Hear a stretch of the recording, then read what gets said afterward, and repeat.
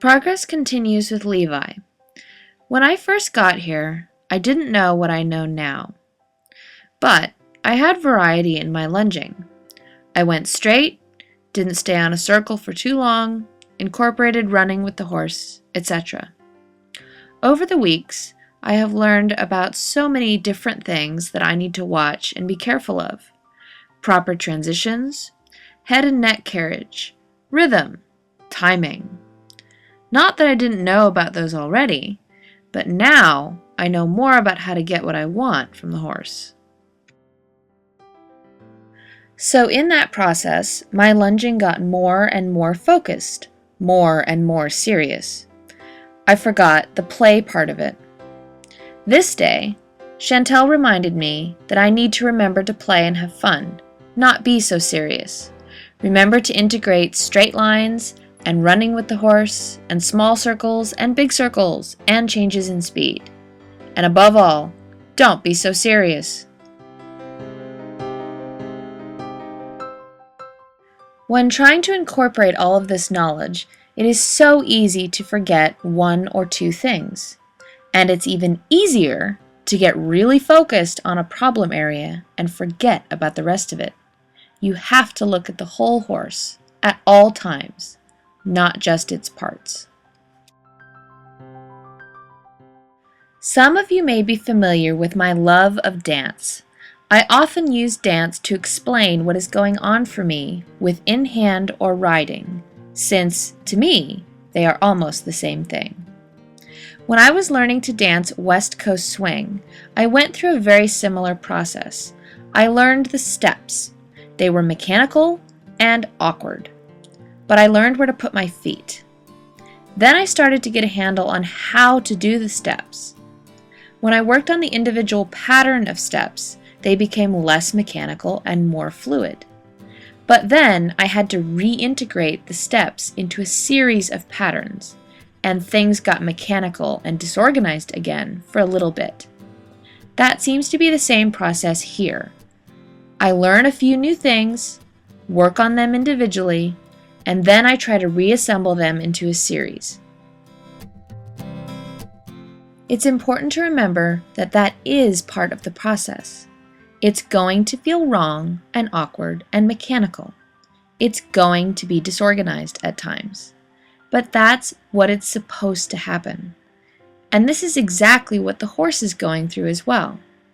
He is learning a new muscle memory pattern and is trying to put all of those new patterns into a fluid series.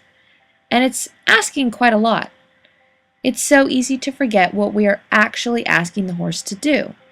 To change how he moves, something that is so natural to him he doesn't even think about it.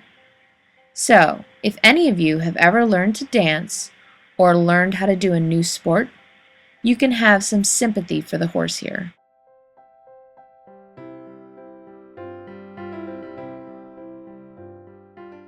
One night after dance class, during the social dance, it just hit me. I got it. I understood the feel of West Coast swing. And since then, I haven't looked back. Sure, I have lots to improve on. My timing, my feel, my balance.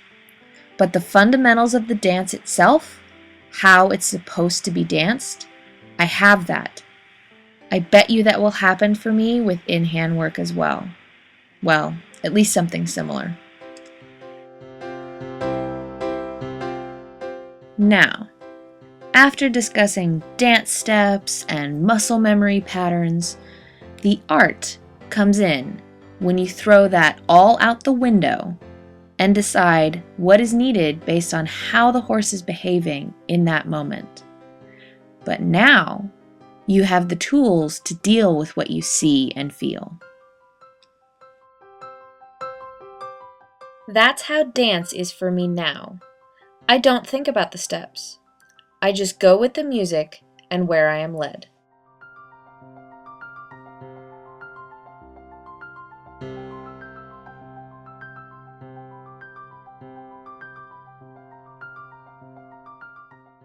Today, I also got to lunge Dynamico. I haven't lunged him in a few weeks because he hasn't needed lunging. Manolo has been riding him.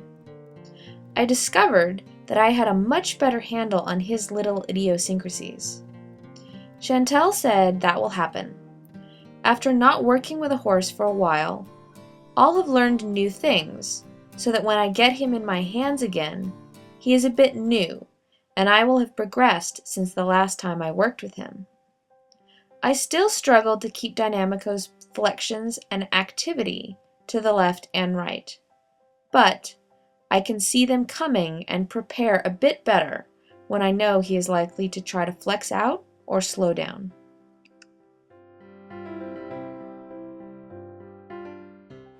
What has come into a little more focus for me lately is how important it is to know yourself when you go to train a horse. It isn't fair to ask the horse to give himself, his body, his mind, if you, the rider, are not willing to offer the same thing of yourself. This project, To the Heart of a Mustang, follows the taming and training of my wild Mustang, Aries. One of the major lessons I got from that horse was the need for self-confidence when working with any horse. For a long time, he and I did not mesh well. I had a lot of self-doubt about what to do with him. He felt that, and I'm sure thought, if you don't trust you, why should I? Thankfully, I stretched myself and became a more self-confident person in order to work with him. It may sound hokey, but think about it. We ask horses to give us so much.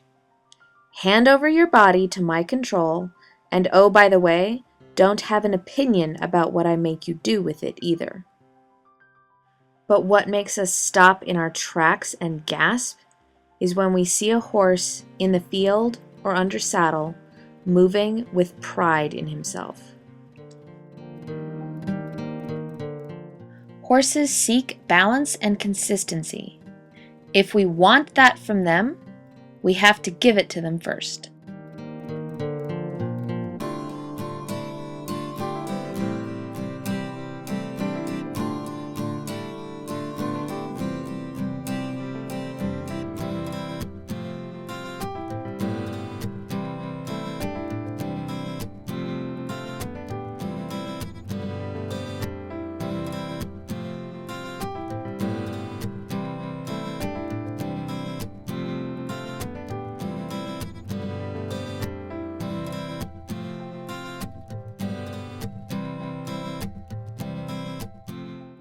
To the right, Dynamico was particularly touchy and overflexed very easily.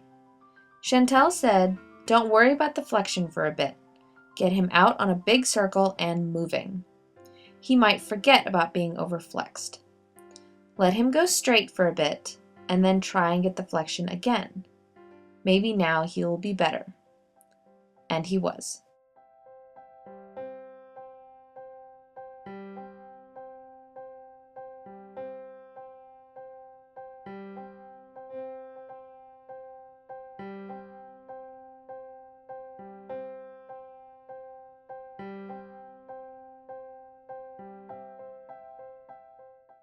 Dynamico had a little startle when he was surprised by someone coming into the arena. The best thing to do is to ignore it and keep going on about your work. The more attention that is paid to it, the more dramatic the problem will become. After getting him back down to trot, I did a couple of small circles to refocus him on me and not the arena door. And then we walked.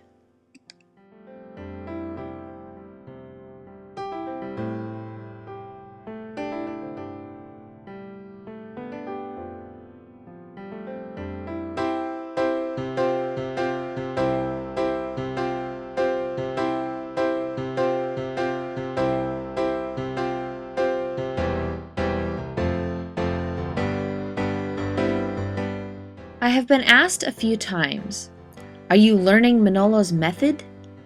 The thing is, it isn't a method. It's a way of life and a way of thinking.